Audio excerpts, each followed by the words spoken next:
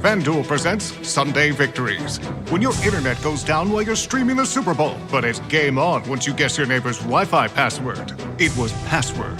You bet and you won in the game of life. Now, if you want to bet on the game of football, try FanDuel. New customers get a no-sweat first bet up to $3,000 back in free bets. 21 plus and present in Virginia. First online real money wager only. Refund issued as non-withdrawable free bets that expire in 14 days. Restrictions apply. See terms at sportsbook.fanduel.com. Gambling problem? Call 1-800-GAMBLER.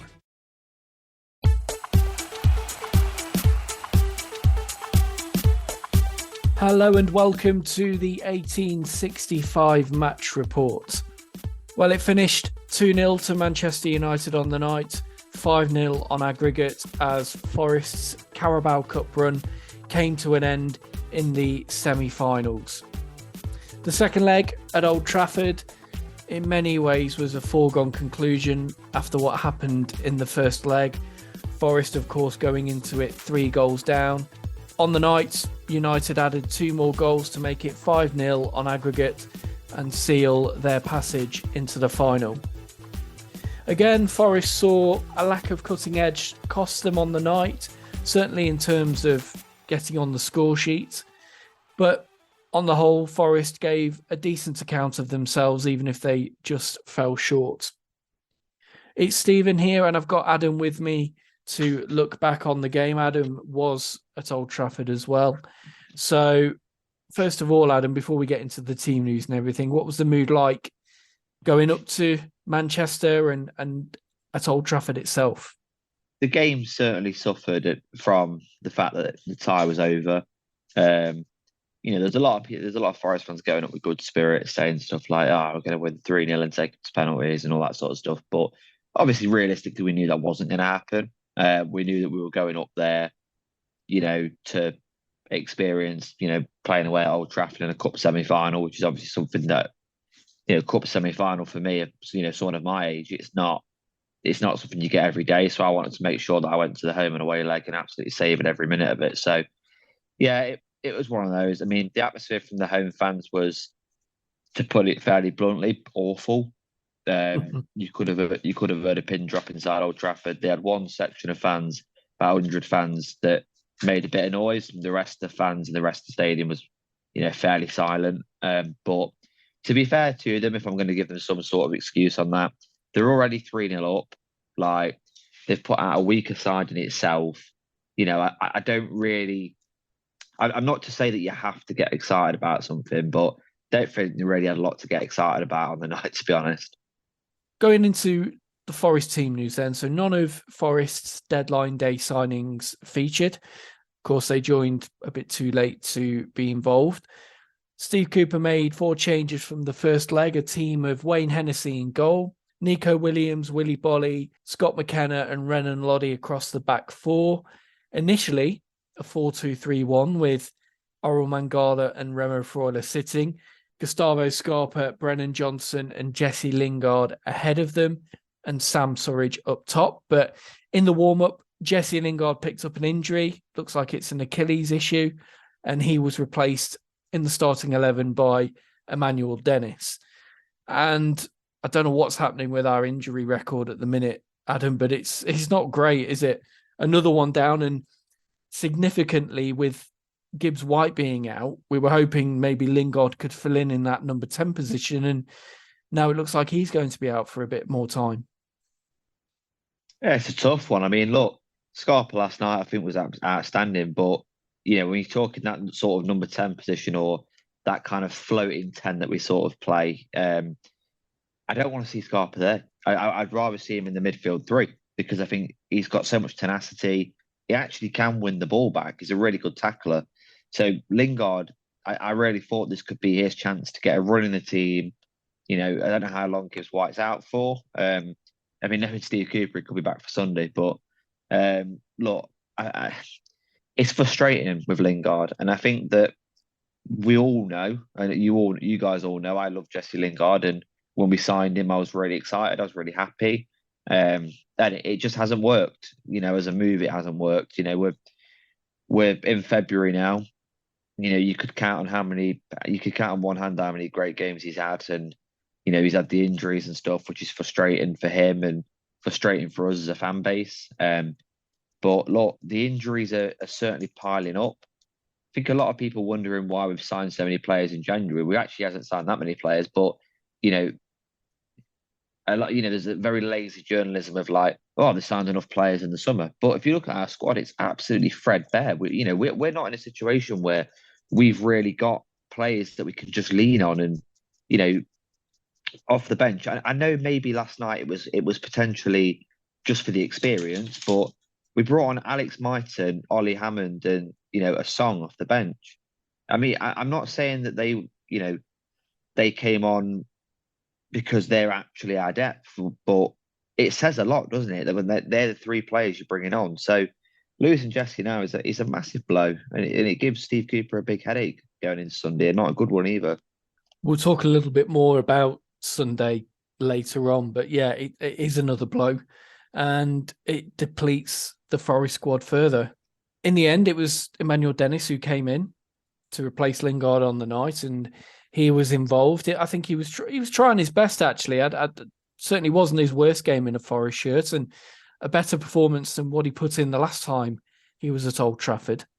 He was involved, but before then, we look at the first chance that Forest had, and it was Brennan Johnson, a big opportunity, in fact. He broke into the box in front of goal, and he left-footed, hit it straight at Tom Heaton, who made the save. When you're looking back at the replay, you want Johnson to roll that into one of the corners, don't you, and make it more difficult? Yeah, look, I think he knows he should score. Heaton saved it's probably quite kind to Heaton in a way, wasn't it? Because I think he just stood there and it hit him. I mean, but look, Brennan's finishing has been just fair. It's just been a bit inconsistent. It's not that, he's an excellent finisher. We've seen plenty of times this season. He's an excellent finisher. The finish against Leicester recently was, it's a brilliant finish. So he gets into that position. I don't think there's anyone else on the pitch that you probably want in a Forest shirt in that position. But yeah, look, it was a big chance going begging. And look, I'm not sitting here saying that goes in the game and the tie's back open. But, you go 1-0 up. There's a bit of doubt then, isn't there? The Man United players. They may be thinking like, oh, hang on a minute, like, they've gone 1-0 up at, Old Trafford. Maybe it's not over yet. Of course it was, but you just don't know, do you? And no, you don't get many chances against Man United away, and he should score really. And Forest needed that first goal just to make something of the tie again, and add a little bit of jeopardy. You don't know how United would have reacted, but just to make it a little bit uncomfortable for them, you get that first goal. Who knows? You might get a second, and then suddenly the whole mentality of the game can change. Forest did have another chance shortly after. Dennis, his goal-bound effort was blocked by Sam Surridge. It was Johnson who'd got away down the right-hand side, put the ball into the box. Dennis goes to place it rather than putting his foot through it and tries to steer it towards the far corner, but Sam Surridge is in the way. It's blocked, and the chance goes begging. Yet again, another example of where Forest just haven't been able to put the ball in the United net. Yeah, it's a tough one. I think that when you get those chances, when you get in a situation to score goals, I'm struggling for the words more because I find it just very frustrating at the minute that there's games where you look back on the big moments and you just think that it needs to be a little bit better. And I think that home and away, and maybe I'm harsh, but home and away against United, we didn't do well enough. I think that they're clearly a better team than us. They clearly should be beating us. But in both legs, in both games, we showed enough to sort of go, well, actually, we can get a goal past them. We can make it difficult for them. And I don't think we made it difficult enough. But when you're missing your big chances, you can't make it difficult for another team. They got let off so many times in both legs. They were by far the better team, United, in both games, but they got let off last night. We had two big chances in the first half. We had chances, a few chances second half, obviously less, to be fair. and they've got to go in. You look back at the first leg if you want as well. The first leg we've had big chances. Surridge's offside goal where he really should keep himself onside. You know, we've had the chances in both legs, and I think you come out a little bit frustrated that we just didn't take them. Yeah, and United nearly went up the other end and scored just before half time. Anthony playing the ball back to Casemiro, his cross found Weghorst in the middle, and he headed it, but it came back out off the post, and the score was 0-0 at half time. Now, the second half, I don't think Forest quite had the same threat about them. I don't remember them forcing Heaton into a save until very late on. And changes were made by Steve Cooper. You mentioned some of the players who came on, Mighton and Hammond. And I think that did affect Forest's momentum somewhat and their shape. But let's have a quick look at the United goals. So Garnacho initially forced a save from Hennessy in the second half, and then Hennessy stopped a low effort from Casemiro. And then between them, Gustavo Scarpa and Alex Mighton gave the ball away. I think they were trying to do a nice little link up. It didn't quite come off. United broke away. The ball with Anthony Martial, he fed Rashford in that position, sort of from the left-hand side of the penalty area. Took the shot. It was blocked. I think it was Scott McKenna who actually got a decent block on it, but the ball popped up to Martial in front of goal and he swept home. And again, at United's quality, they took the chance when it came along, but from a Forest perspective, I think we're disappointed with the way that one's played out, aren't we? Yeah, scrappy goal. Very scrappy goal. You know, I think from our end, obviously, we Forest were attacking our end in the second half, and you mentioned Mighton there. When Mighton's got the ball, we're screaming at him, just go for it. You're one-on-one. Worst that can happen is he takes the ball off you. But you're one-on-one, you're quick. Knock it past him and see what happens. Have a go at him, see what happens, right? But it was a fear. There was a fear in him. And I understand the fear, by the way.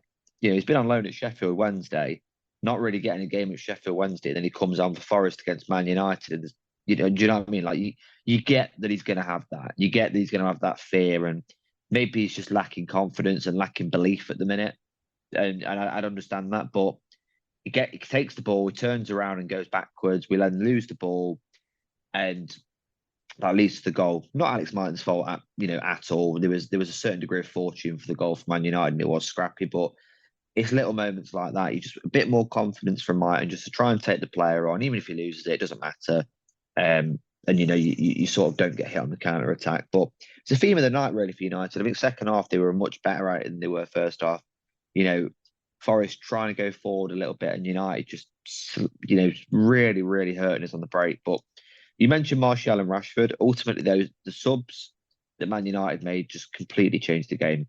You know, they brought Rashford on, they brought Martial on, Jadon Sancho, which, look, say what you want, I was happy to see Jadon Sancho back. You know, he's had a lot of personal problems and all that sort of stuff. It's nice to see him playing football again. He's a terrific player there. But I was quite happy to see Garnacho go off for those subs, I'll be honest. I think he's one of the best players on the night. But when you've got Marcus Rashford that you can bring on and Anthony Martial that you can bring on against tired defenders, it's not that surprising, is it really? No, it's just that level, isn't it, that we're up against, that essentially 3 international players can come off the bench in a game like that, which the game when the tie was more or less won from Man United's point of view. They're bringing on international players, and our substitutes are, with respect to them, academy kids who don't have anywhere near as much experience as those kind of players that were on Man United's bench. And it is, these top 6 teams do operate at a different level. And even when you're in the same league as them, in many ways, you're not in the same league as them. It is what it is. A few minutes later, United made it 2-0. This one was really created by Bruno Fernandes. His outside of the boot cross to the back post. It's Rashford who's there. He's allowed to knock the ball across. And likewise, Fred's allowed to have the freedom of the penalty area to knock the ball himself over the line from 3 yards out. And I think it's Aurier, who's at the back post, and he's in the vicinity of Rashford, but he doesn't get near him. The ball comes across, and it's again another scrappy goal, isn't it? Another frustrating one. Yeah, it's not good defending. I think that the theme of both legs was giving away poor goals, especially these two, last night. But look, I think there's an element of the second goal where, we collapsed a little bit after the first goal. Heads have dropped. At 0-0, the players looked a little bit more confident to sort of go, you know what, we're not going to win the tie, but imagine the confidence we can get by coming to Man United and getting a draw or beating them, 1-0 or something like that. Unbelievable amount of confidence you come away with. But as I say, I just think maybe they collapsed. It's poor defending. It's a very, sloppy goal again. And I think you've just got to hope that against maybe slightly lesser opposition than Man United, you don't make those same mistakes, because we really can't afford to. Just before we wrap up this game finally, Forest did have a chance late on to score. Danilo broke through, hits a powerful left-footed shot, first time at Tom Heaton. He palmed it away. It went to Sam Surridge, who is sort of running away from goal. He's on the back foot a bit, and he blazes it over the bar, and the chance goes begging. Not that it would have made much of a difference, but I think over the two legs, Forest certainly deserved a goal, if not at least 2 or 3, with the chances they created over the 180 minutes. But again, just that finish wasn't there when it was needed. But just to wrap up here, Adam, were you happy with Forest's approach on the night at Old Trafford and how they went about it, given the position they were in coming into this game? Oh, absolutely. Look, first off, I think we really put a decent. I think I put in our group chat. I think we put a really decent performance in. A proper away performance. Where you come in somewhere where you're not fancied. We let Man United have the ball. We let them have the ball. They didn't do an awful lot with it until the Weghorst chance. So, and I think you could definitely argue. I mean, you could make a solid case that we had the better chances in the first half. We let Man United have the ball, and we just caught them. We caught them on the ball sometimes, or we'd catch them on the break, and we'd break away with the pacey players that we had on the pitch. So look, I was more than happy with the way that we set up. Second half, I don't think you can say a lot about the second half, really. I think that they brought on their big guns. We just couldn't deal with the players they brought on. I think it was as simple as that. We made changes that disrupted the flow and the rhythm. And to be fair to Steve Cooper, and the one thing I want to say about the substitutes he made is a lot of people were slating it in the ground.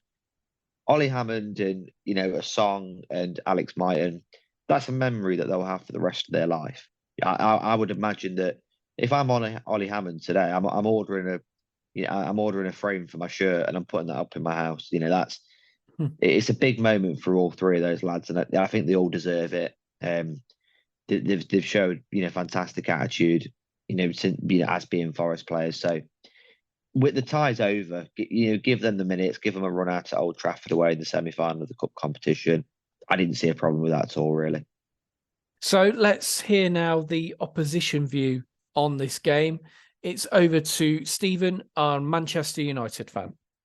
Firstly, a thank you to the Forest fans for getting our seats upgraded. Obviously, get a better ticket allocation in cup games, and we normally sit at the top tier of these, stand up in the nosebleeds behind the goal. We were upgraded to the north stand there, and we actually got decent seats, and we were certainly saw much more of the game than we used to. Managed to get both halves in, so thank you for Forest for that. I think from a United standpoint, we obviously went into the game 3-0 up. We're obviously feeling that we're in a good position there. I know we've dropped points recently against Arsenal and Palace, and that was a real blow. It's sort of any hint of a title challenge is sort of faded away there. But we're obviously in our opportunity to get to Wembley for the first time in a while here and hopefully win something. So we were obviously going to play a full strength team. But we've lost Eriksen from the Reading game. That's going to be a real blow for most of the season. Now we're not going to have him. But we certainly played a reasonably full strength team against you guys, even though we're obviously bearing in mind we've got fixtures in the league that are important to us as well. There is still an intensity about United at the moment that Ten Hag's brought in, and most teams just can't live with it. And I think that was an issue for you tonight. We were really high energy still. And you guys were happy to play deep, and I understand that, especially playing at Old Trafford. And as eventually we just ground you down, and then when we brought on the pace with Martial and Rashford, I think that caused you issues as well. It was actually a much better performance, I felt, from Forest this time around than it was in the game in between Christmas and New Year. You looked a little lethargic there. There was more energy about you. You were up for it. You created 2 good chances in the game, and if they'd have gone in, you never know what would have happened, if I'm being honest. And I think that actually 3-0 in the first leg was somewhat flattering to United. I know there was a late goal from Fernandes there, but you were good in that first leg, and Gibbs White in particular, which was a big blow for him to be injured again for this for you. You looked really good in that first leg, and 3-0 wasn't particularly a flattering result for you, I know, but it over-flattered United. Lingard getting injured in the warm-up here is obviously an issue for you guys. I mean, you keep signing players, though. Another busy transfer window for you.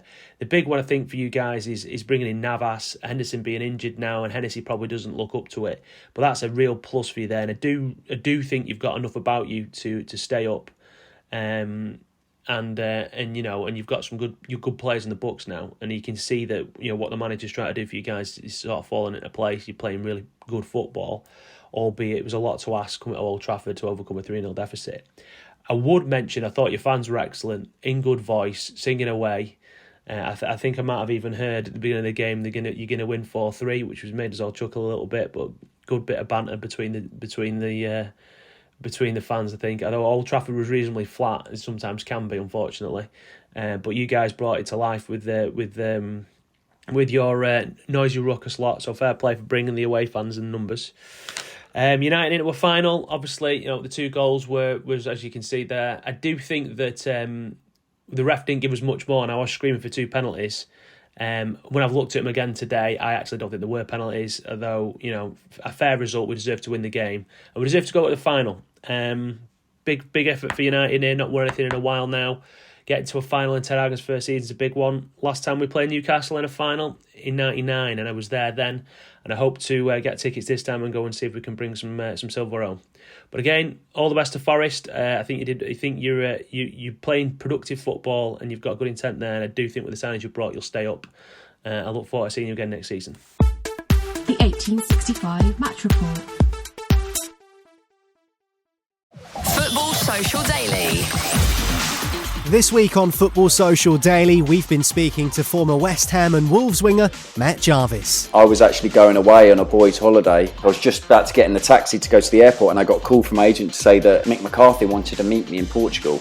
I then flew to Portugal, met Mick McCarthy, flew back, signed my contract. I shared a lift with him and his wife to the airport. We all got on the same flight to Marbella.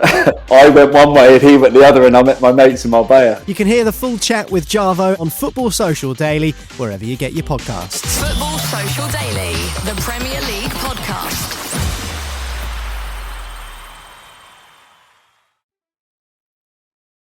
You're listening to 1865, the Nottingham Forest podcast. Thanks, Stephen. And now it's time for the latest Forest news, and it's over to Callum Castell. Hi, this is Callum with the 1865 news. Transfers, incomings and outgoings. We had the deadline day drama all over the place. So we had John Joe Shelvey come in, pretty drama-free, as well as Felipe from Atletico. A lot of drama with Keylor Navas. He was coming, then he wasn't, then he was coming again, and we ended up wrapping him up, and he is here to stay on loan. In the last few hours, Andre Ayew has been confirmed as well, and he's been included in the 25-man squad, someone who used to work with Steve Cooper at Swansea. And then we had some outgoings. We had Brandon Aguilera's loan change. I think he's gone to Estoril now. We had Atif Konate out to Oxford on loan, and then Jordan Smith to Huddersfield on loan, as well as Billy Fuster to Scunthorpe on loan. Harry Toffolo to Anderlecht fell through in the final hour, as did Lewis O'Brien to Blackburn, which has left a little bit of questions over the 25-man squad. It sounds like he could still be included, Lewis O'Brien, but it also sounds like Blackburn are appealing the deal with the EFL as well, trying to get that loan move back up and running. We've had some bad news again with injuries. Gibbs White and Lingard both injured in the last few games, which leaves a long list now of Awoniyi, Gibbs White, Biancone, Henderson, Koyate, Niakate, Richards, Yates and Lingard at the moment. So that's why reinforcements were brought in through January.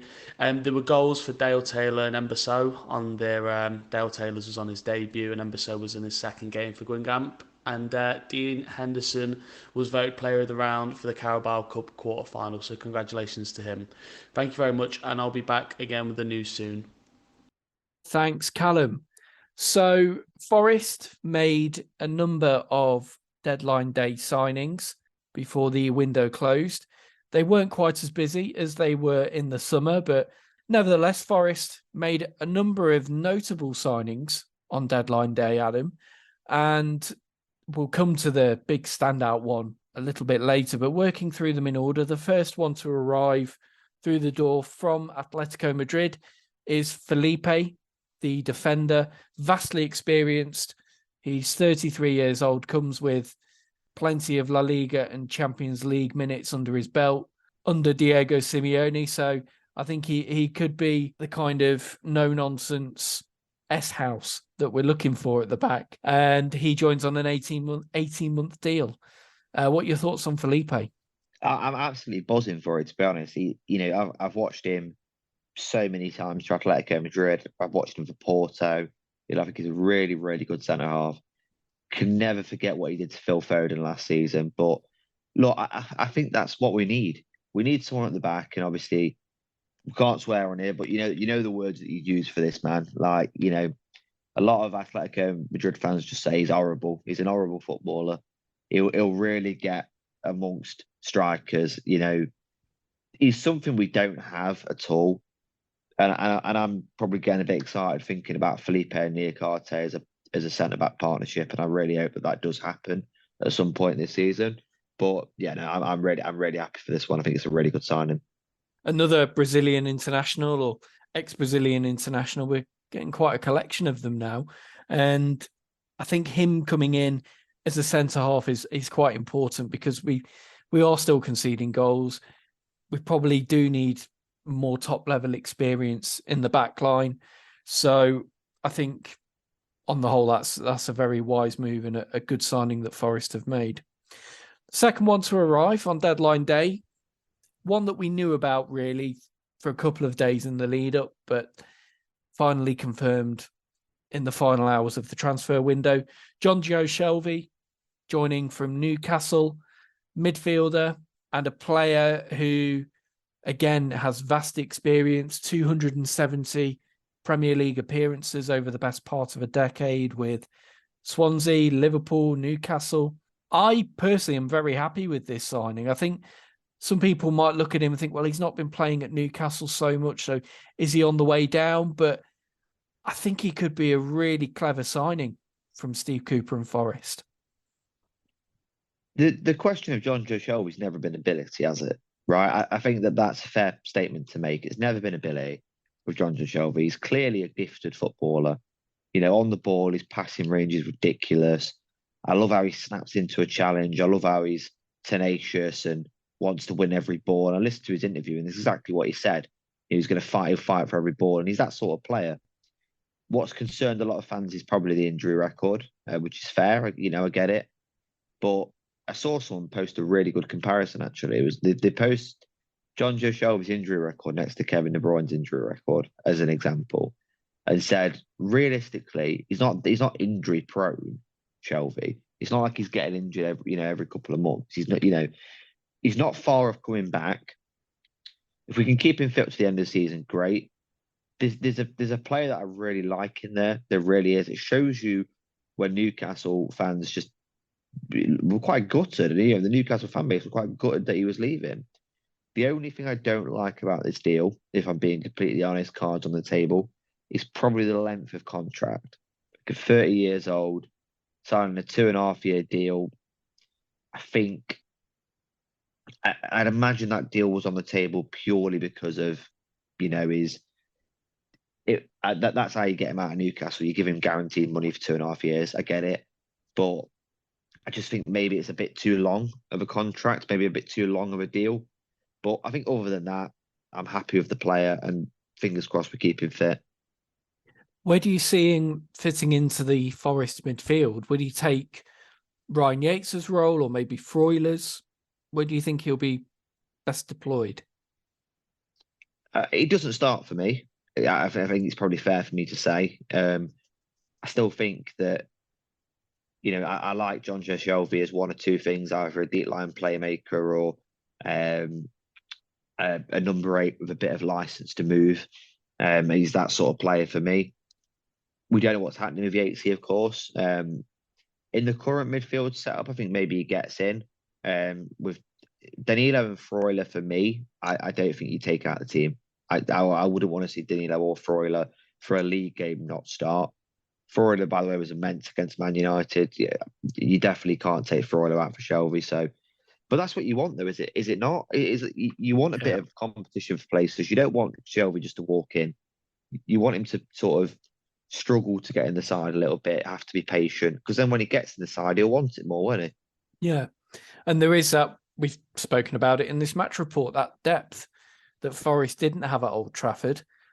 Players like Shelvey now are going to give them that depth, particularly when there are injuries and players even still finding their feet in the Premier League, and the likes of Danilo. So I think, again, it's another sensible signing from Forest, and he's a kind of player who you probably can bring on with 30 minutes, 20 minutes left and help you see out a game using the ball wisely and just taking the sting out of things in midfield. The third signing on deadline day, and probably the most high profile, dare I say, of the century for Forest, Keylor Navas, the Costa Rican goalkeeper, multiple Champions League winner, joining on loan from Paris Saint-Germain until the end of the season. Now, we assume that this is covering Dean Henderson's injury for the foreseeable, and it could well be for another couple of weeks yet. We don't know how far away Dean Henderson is from returning from injury, because this one, as Callum alluded to in his news roundup earlier, this deal was on and off. It had been mentioned a few times that Navas could be on his way. He's interested. Things have been agreed between the player and club, but now PSG, there's a hold up at their end. And then right towards the end of deadline day, Navas is announced and he's a Red. Can you get your head around this one, Adam? Because I'm struggling, to be honest. No, I mean, look, it's really funny, this one, because when we were linked with him, you go on Twitter and people are like, "Oh, we don't need him. We don't need Navas. We've got Henderson," and all this sort of stuff. As soon as he signed, the whole opinion changed. It was people posting pictures of him with the Champions League and all this sort of stuff. And look, listen, let's get the facts out there. He's a multiple-time winning Champions League goalkeeper. He's currently, before joining us, at one of the biggest clubs in the world. And let's have it right. Donnarumma wasn't just playing every game. Navas had his fair share of games at PSG still. It was very surprising, in my opinion, that they were actually willing to let him go. But he's a top goalkeeper. And I reckon you could say, 18 months, 2 years ago, he's probably in the top 5 or 10 goalkeepers in world football. When he's coming through the doors at Forest. Now, I've said my feelings on this one on Twitter. I'm sure there was a little snippet of me, in the last episode talking about this, but you've got to look at it facts and figures and numbers in a very sensible way. In the summer, Dean Henderson will be leaving Man United. We know that. That's not speculation, is it? He will be leaving Man United, right? They're going to want, I would say, because he's English, so he fits the homegrown quota. So I would argue Man United probably want about £40 million to sell into a Premier League club.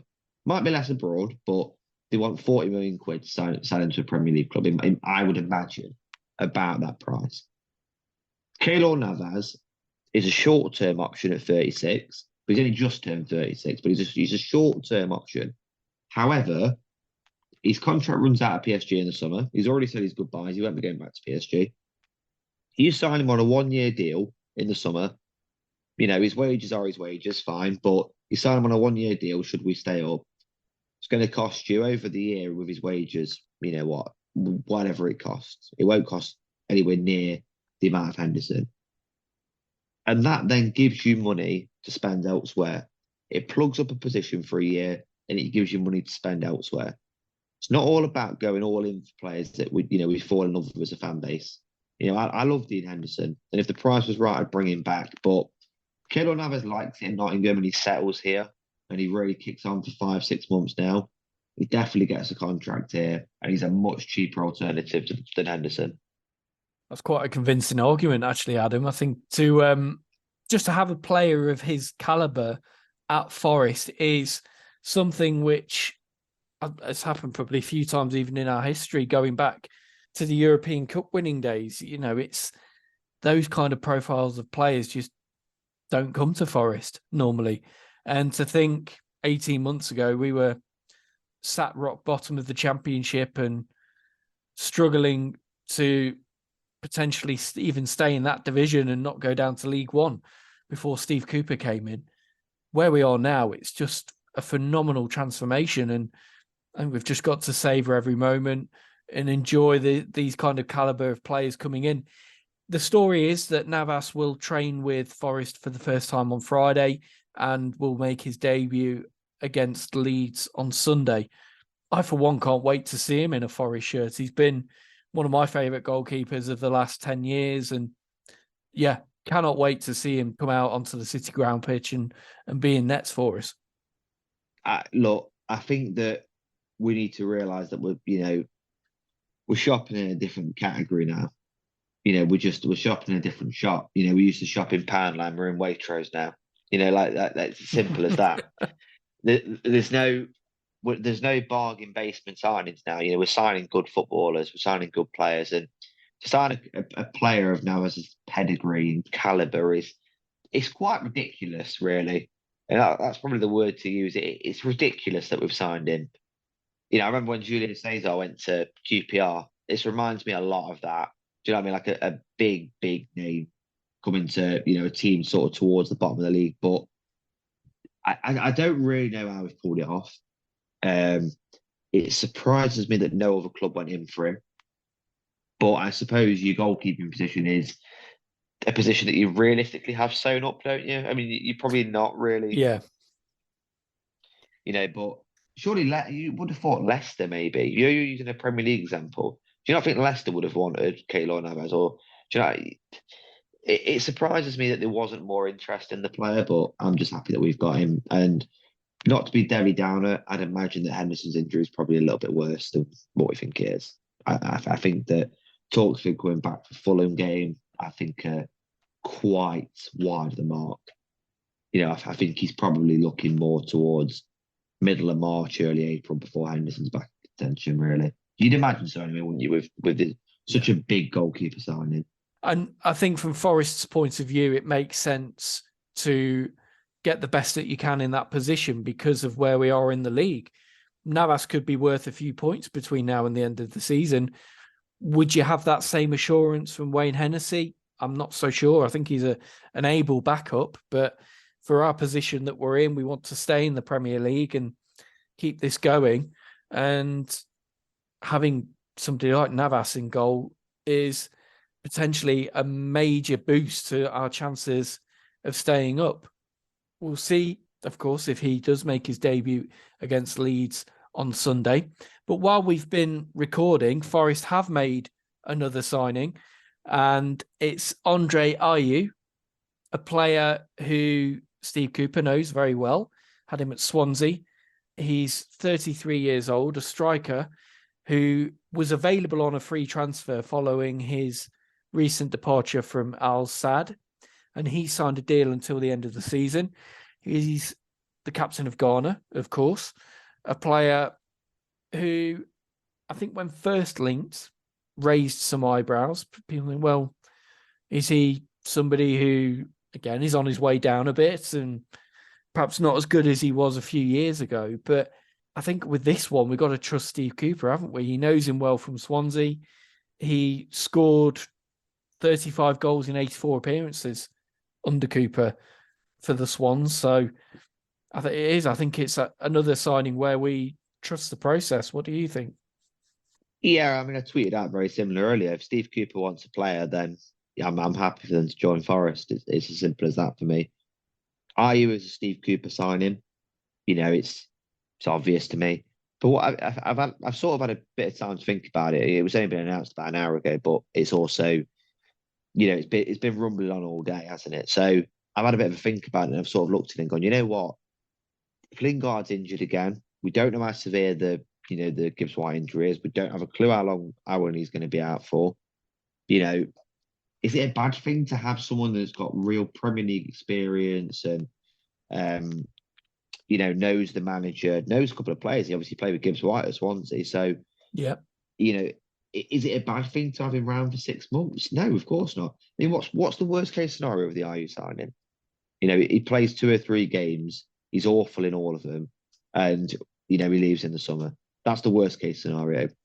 Best case scenario, he comes in and scores 5 or 6 Premier League goals that could make the difference towards the end of the season.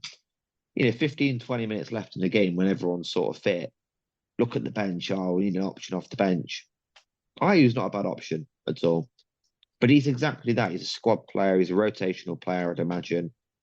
I wouldn't be shocked if he started on Sunday, just purely because of the injury crisis we've got at the minute. It wouldn't shock me if he started on Sunday.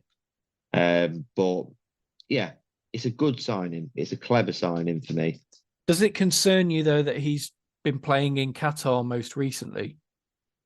Not really. I think that, it's funny with the Qatar one because he scored 20 goals in 30 games. It's not the level, is it? Of course it's not the level, but, there's still a good player there. He was released from Swansea, but the reason wasn't due to his ability. It was due to finances. It was due to everything else. There's a lot around it. And Cooper really likes the player. Cooper can get a lot out of him. I remember him in the Championship playing against us. He was a nightmare. One of the best players in the Championship a couple of years back. Yes, he's 33, but like I say, it's a 6-month contract. It's a very much a no-risk transfer. I will just say quickly that I feel a lot for Lewis O'Brien, though, because signing Ayew looks like it's going to mean that O'Brien won't be in the 25-man squad. I don't know what's happened with the Blackburn transfer, but it's farcical that it's not gone through. It's frustrating for the player. It's frustrating for... And we don't know whose fault it is. There's a lot of people saying it's Blackburn's fault. They had their opportunities and that, but you just got to feel for the player, haven't you? He now can't play football to the end of the season. It's frustrating for him, I can imagine.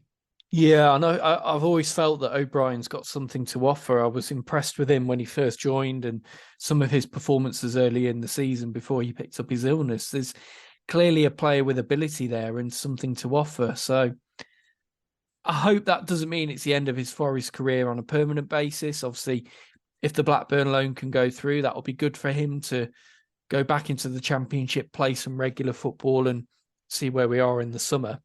Just very quickly onto player outs. Harry Toffolo, a protracted loan move to Anderlecht, which by the looks of it hasn't gone through. And ironically, Anderlecht are complaining to UEFA that the transfer hasn't gone through. Well, you're not going to get much sympathy from the red side of Nottingham, put it that way. And confirmed outs anyway, Jordan Smith's gone on loan to Huddersfield until the end of the season. And Billy Fustay's gone on loan to Scunthorpe United. Atif Konate on loan to Oxford. These are moves really, which just make sense. So they're getting game time for players who aren't going to get it at Forest. I think out of the ones you've just mentioned there, I'm really excited for Atif Konate going to Oxford. I really hope that he goes and tears it up because there's a player there. There's a really, really good player there. So it'd be nice to see him go out and get some good minutes under his belt. Obviously, Aguilera has gone to Estoril, was it in Portugal? Yeah, that's a good move for him as well. Young kid, very highly rated, testing himself in Europe for the first time. Big move for him. If he has a good 6 months there, who knows? Maybe he's back in the fray next season, in our squad. But it's exactly what you want to do. You want to get young kids loaned out, don't you? I was hoping for Cafu's sake that he'd get a move on deadline day because he's a player that I've got a lot of time for. Unfortunately, he didn't get his move. Obviously, Lyle Taylor didn't get his move either. He was linked with a few clubs on deadline day. Unconfirmed reports about Harry Arter has left the club, but we don't know. It's not guaranteed. But yeah, look, a couple of players out, nothing major. Toffolo's a weird one for me. If I'm honest, I don't. The report is that Forest pulled the plug, and if that's the case, fine. I would imagine if we've pulled the plug, then Omar Richards isn't as close back as he seems. That's what I would take from that. Again, that's Forest covering their options and just making sure that should any injuries occur, they've got cover in those positions. And again, I don't think Toffolo's let anybody down too much while he's played. He's probably not quite up to sort of top 10 Premier League standard, but I think he can do a job if required. So I don't mind him sticking around. But yeah, I think overall, looking back on Forest's January transfer window, they've done some very decent business and some really exciting players have come through the door, players who could make the difference to Forest staying in the Premier League and avoiding relegation. So I'm just excited to see how they come in and perform. So before we finish, let's take a quick look ahead to Forest's next game. Leeds United at home on Sunday afternoon, 2 p.m. kickoff, Adam. A lot riding on this. In many ways, it's a 6-pointer because Leeds are down towards the bottom and struggling. And if Forest can win this one, it opens up more of a gap again between them and the bottom 3 and certainly that bottom 7. From a Forest point of view, it's a game they've got to try and win, isn't it? Oh, it's a must-win game. It's an absolute must-win. Like, you're looking at the table, I'm probably thinking, 4 or 5 wins, couple of draws gets you it. You've got to play Leeds at home, Southampton at home, Everton at home. A lot of teams down there that you've still got to play at the City Ground. They're the games you've got to win, ultimately. We've got to beat Leeds. There's no if, buts or maybes for me. Be interesting to see who we've got back. It's interesting to see what sort of team we put out, but yeah, absolutely. It's a must win. You've got Leeds at home, and then you've got Fulham away, City at home, and West Ham away. That's 3 tough games that you struggle to get a lot out of those 3 games. It just makes the Leeds game so much more important. And it promises to be a game which the fans are going to get behind the team. I think the atmosphere is going to be big on Sunday because everybody knows what's at stake. Hopefully Forest can back that up with a performance and another 3 points in the bag and another step towards Premier League safety. Thanks, Adam. We'll leave it there. Thank you to Stephen, our Manchester United fan, to Callum for our news roundup, and to you, listener, for joining us for this match report. We will be back with our report after the Leeds game on the weekend, so make sure you join us for that one. And until then, thank you for listening and goodbye.